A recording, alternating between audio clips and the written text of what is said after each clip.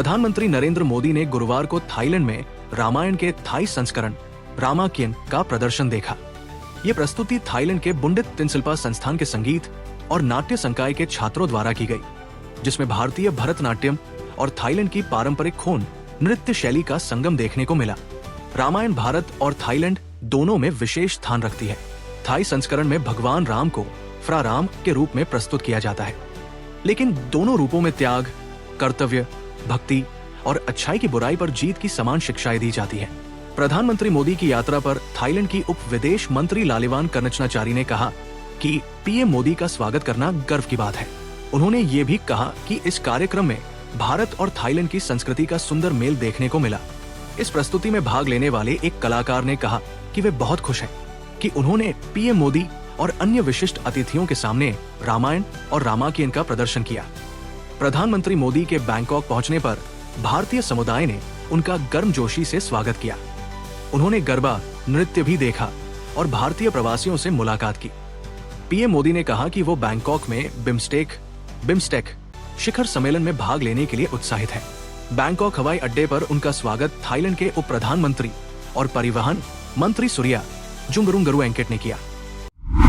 लोकसभा में वक्फ संशोधन विधेयक 2025 पर 12 घंटे तक बहस हुई, जिसके बाद इसे 288 वोटों के समर्थन और 232 विरोध के साथ पारित किया गया।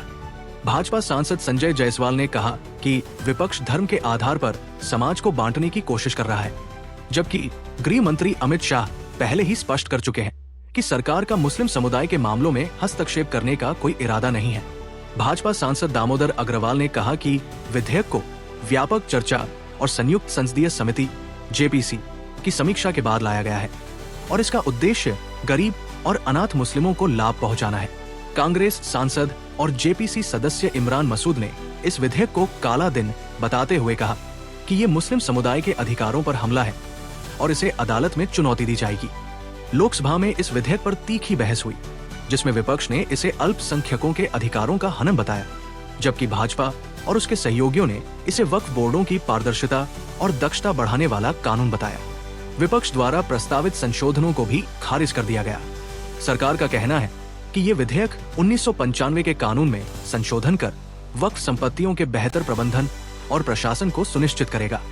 इसमें वक्फ संपत्तियों के पंजीकरण की प्रक्रिया को बेहतर बनाने और प्रौद्योगिकी के इस्तेमाल को बढ़ाने का प्रावधान है।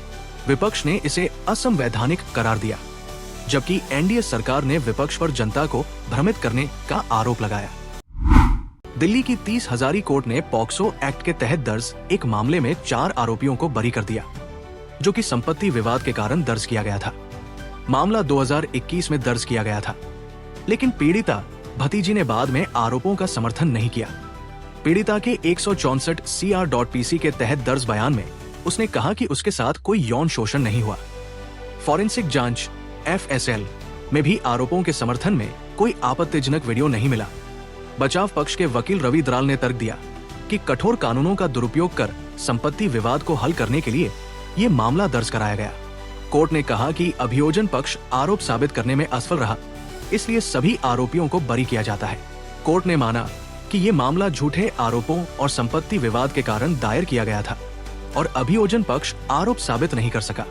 अदालत ने मामले को आरोपियों की मानसिक, शारीरिक और सामाजिक क्षति का कारण बताया और झूठी शिकायत दर्ज कराने वालों के खिलाफ सख्त कार्रवाई की मांग की गई। कांग्रेस संसदीय दल CPP की आम बैठक गुरुवार को नई दिल्ली स्थित संसद के सेंट्रल हॉल में आयोजित की गई। इस बैठक की अध्यक्षता CPP अध्यक्ष सोनिया गांधी ने की।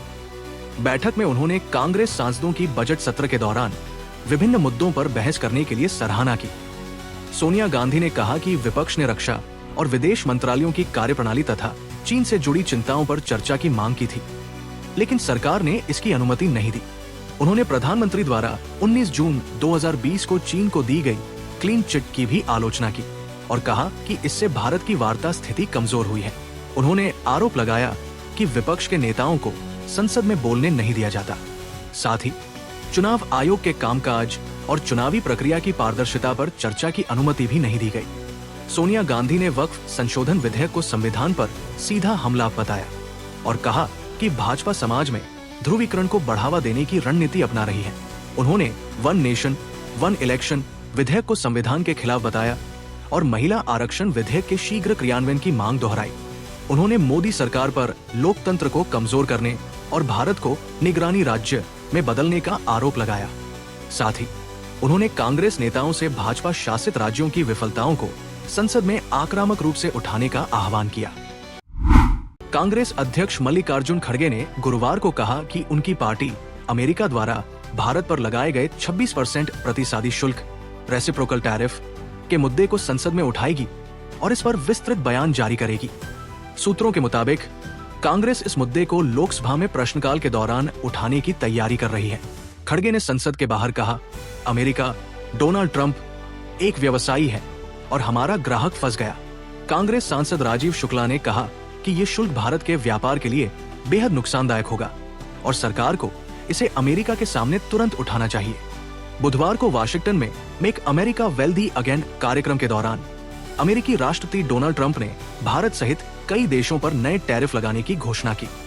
उन्होंने कहा कि भारत अमेरिका पर 52% शुल्क लगाता है, जबकि अमेरिका भारत पर लगभग कुछ भी नहीं लगाता। अमेरिका द्वारा विभिन्न देशों पर लगाए गए टैरिफ में चीन 34%, यूरोपीय संघ 20%, Vietnam 46%, Taiwan 32%, Japan 24%, Britain 10%, Bangladesh 37%, Pakistan 29%, Sri Lanka 44% और इजराइल 17% शामिल है। ट्रंप ने कहा कि अमेरिकी करदाताओं का पिछले 50 वर्षों से शोषण हो रहा था, लेकिन अब ऐसा नहीं होने दिया जाएगा। बेंगलुरु के महादेवपुर इलाके में 2 अप्रैल को एक महिला के साथ कथित रूप से दुष्कर्म का मामला सामने आया है। पुलिस ने त्वरित कार्रवाई करते हुए दोनों आरोपियों को गिरफ्तार कर लिया है। पुलिस के अनुसार घटना उस समय हुई जब महिला अपने भाई के साथ भोजन के लिए होटल जा रही थी। महादेवपुर पुलिस थाना क्षेत्र के बाहरी रिंग रोड पर लॉरी मेमोरियल स्कूल के पास 2 ऑटो रिक्शा चालकों ने महिला के भाई पर हमला किया और फिर महिला के साथ कथित रूप से दुष्कर्म किया। बेंगलुरु पुलिस के व्हाइटफील्ड डिवीजन के डिप्टी कमिश्नर शिव कुमार ने बताया कि मामला दर्ज कर लिया गया है और आगे की जांच जारी है। केंद्र सरकार ने असम के चाय बागानों को ऑयल पाम मिशन के तहत लाभ देने की मंजूरी दे दी है। नॉर्थ ईस्टर्न टी एसोसिएशन नेता ने 4 फरवरी 2025 को केंद्र और राज्य सरकार से ये मांग की थी। इसके बाद 1 अप्रैल 2025 को कृषि एवं किसान कल्याण मंत्रालय ने असम कृषि निदेशक को पत्र भेजकर चाय बागानों की 5% भूमि पर ऑयल पाम की खेती की अनुमति देने की सहमति जताई। राष्ट्रीय खाद्य तेल मिशन ऑयल पाम NMEOP के तहत चाय बागानों को पौधरोपण, रखरखाव, सिंचाई, ड्रिप सिस्टम, जैविक खाद, फेंसिंग और हार्वेस्टिंग टूल्स जैसी सहायता मिलेगी। असम सरकार पहले ही 2022 में चाय बागानों की 5% भूमि पर नकदी फसलों की खेती को मंजूरी दे चुकी है और जनवरी 2025 में ऑयल पाम को कैश क्रॉप घोषित कर दिया गया था। असम की चाय इंडस्ट्री आर्थिक चुनौतियों से जूझ रही है। बढ़ती उत्पादन लागत, स्थिर मांग, कम कीमतों और फसल गुणवत्ता की समस्याओं के कारण हर साल करीब 700 मिलियन किलोग्राम चाय उत्पादन करने वाले इस राज्य में ये कदम चाय उद्योग को नई आर्थिक मजबूती देने के लिए अहम साबित हो सकता है। यूरोपियन सोसाइटी ऑफ कार्डियोलॉजी के EHRA 2025 सम्मेलन में प्रस्तुत एक अध्ययन में लंबे समय तक एंटी डिप्रेसेंट दवाओं के उपयोग और अचानक हृदय गति रुकने, सडन कार्डियक डेथ SCD के बढ़ते जोखिम के बीच एक गहरा संबंध पाया गया। 1 से 5 वर्ष तक एंटी डिप्रेसेंट लेने वाले व्यक्तियों में हृदय गति रुकने का खतरा 56% अधिक पाया गया। 6 वर्ष या उससे अधिक तक उपयोग करने वालों में ये जोखिम 2.2 गुना तक बढ़ गया। 30 से 39 वर्ष के युवाओं में 1 से 5 वर्षों तक एंटी डिप्रेसेंट लेने से 3 गुना अधिक जोखिम, जबकि 6 वर्षों से अधिक लेने पर 5 गुना अधिक जोखिम देखा गया। 50 से 59 वर्ष के लोगों में 1 से 5 वर्षों तक उपयोग करने से जोखिम 2 गुना और 6 वर्षों से अधिक उपयोग करने से 4 गुना अधिक हो गया। 70 वर्ष से अधिक उम्र के लोगों में जोखिम तुलनात्मक रूप से कम पाया गया। अध्ययनकर्ताओं के अनुसार ये जोखिम दवाओं के संभावित दुष्प्रभावों, गंभीर मानसिक स्वास्थ्य स्थितियों और अवसाद से जुड़ी जीवन शैली जैसे हृदय स्वास्थ्य की अनदेखी के कारण बढ़ सकता है। ये अध्ययन एंटी डिप्रेसेंट दवाओं के दीर्घकालिक उपयोग से जुड़े हृदय स्वास्थ्य जोखिमों पर अधिक ध्यान देने की आवश्यकता को दर्शाता है। डॉक्टरों को इन दवाओं का सेवन करने वाले मरीजों की नियमित रूप से निगरानी करने और अन्य संभावित उपचारों पर विचार करने की सलाह दी गई है। अमेरिकी राष्ट्रपति डोनाल्ड ट्रंप द्वारा भारतीय वस्तुओं पर 27% टैरिफ लगाने के फैसले के बावजूद अर्थशास्त्रियों का मानना है कि भारतीय निर्यातकों को ज्यादा परेशानी नहीं होगी। विशेषज्ञों के अनुसार भारत की अर्थव्यवस्था अन्य निर्यात आधारित देशों जैसे चीन, जापान, वियतनाम और श्रीलंका की तुलना में अधिक घरेलू खपत पर निर्भर है, जिससे इस टैरिफ का असर सीमित रहेगा। बैंक ऑफ बड़ौदा की अर्थशास्त्री सोनल बधान के अनुसार भारत पर टैरिफ दर एशिया के प्रमुख उभरते बाजारों में सबसे कम है, 26% प्लस 10% बेसलाइन, केवल फिलीपींस को छोड़कर। उद्योग संगठन असोचम ने कहा कि ये टैरिफ वैश्विक व्यापार और विनिर्माण श्रृंखलाओं में बड़े बदलाव लाएगा। संगठन के अध्यक्ष संजय नायर ने कहा कि भारत को इस प्रभाव का आकलन करना होगा।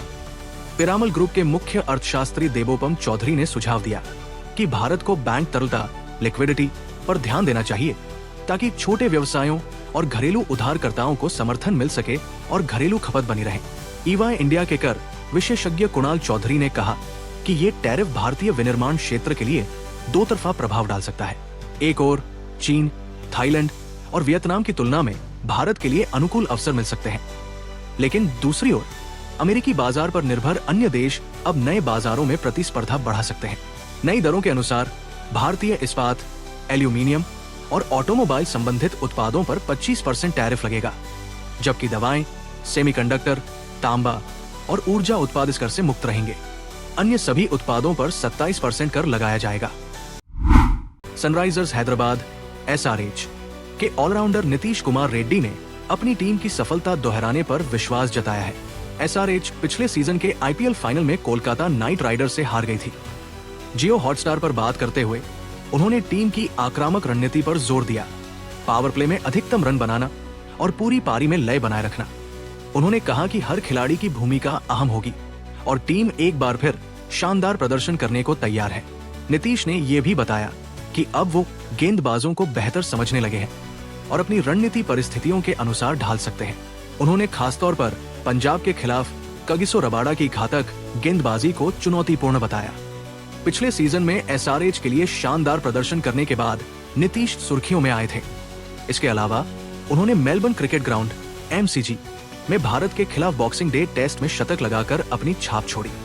इस सीजन में भी वो आक्रामक बल्लेबाजी से प्रभाव छोड़ने के लिए तैयार है।